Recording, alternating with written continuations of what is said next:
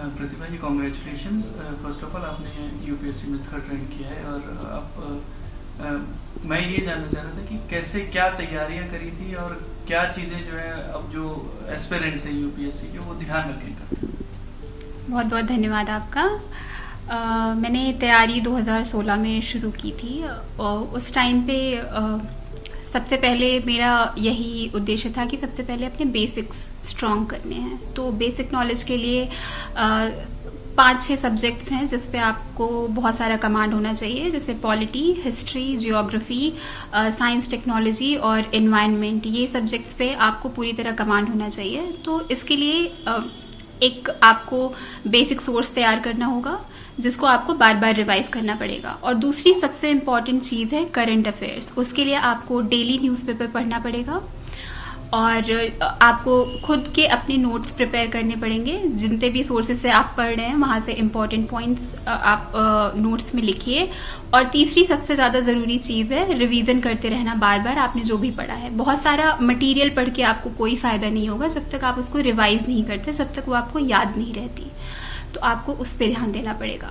फिर चौथी चीज़ है प्रैक्टिस। आपको क्वेश्चंस की प्रैक्टिस बार बार करनी पड़ेगी। चाहे प्रीलिम्स का एग्जाम हो, आपको उसके लिए मल्टीपल चॉइस क्वेश्चंस प्रैक्टिस करने पड़ेंगे। कम से कम 30 से 40 टेस्ट आपको लगाने पड़ेंगे बिफोर प्रीलिम्स के एग्जाम में। और फिर मेंस के टेस्ट के लिए आपको बहुत सारी आंसर राइटिंग करनी पड़ेगी, एसेज लिखने पड़ेंगे।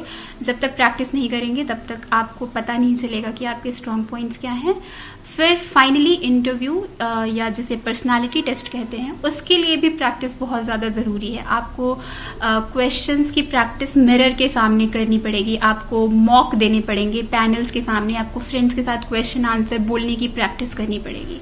So practice is a very important part of this preparation. एक और आपने किया और किस वजह से किया?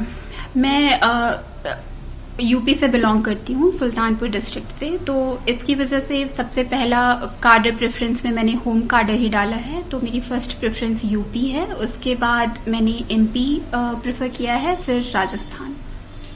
आप जो सर्विस आप आईएएस चूज करें या क्या आपका प्रेफरेंस क्या है? जी, सो लास्ट ईयर मुझे मेरी 489th रैंक आई थी। उसके बाद मुझे इंडियन रेवेन्यू सर्विस मिल गया था, जो कि लास्ट ईयर मेरी सेकंड चॉइस थी। तो इस साल मैंने बस इंडियन एडमिनिस्ट्रेटिव सर्विसेज ही चूज किया था।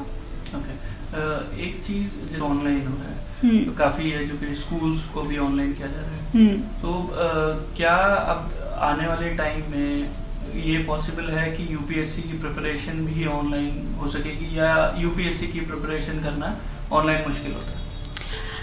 ऑनलाइन बहुत सारा मटेरियल मिलता है स्टूडेंट्स को, न्यूज़ के टर्म्स में हो या फिर आपका स्टैटिक सिलेबस। तो बहुत सारा मटेरियल, वीडियोस यूट्यूब पे बहुत सारे मिलते हैं जिसके थ्रू कैंडिडेट्स प्रिपेयर करते हैं।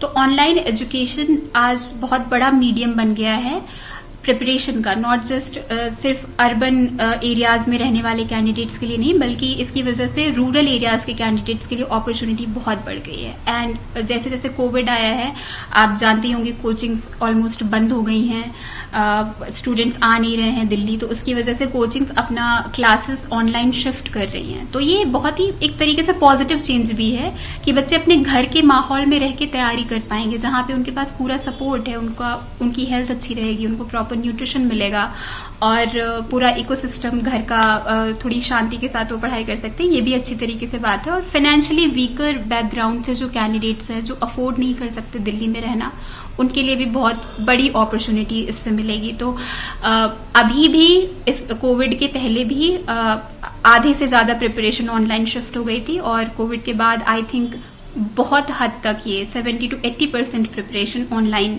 मोड में होगी, जो कि बहुत ही पॉजिटिव बात है।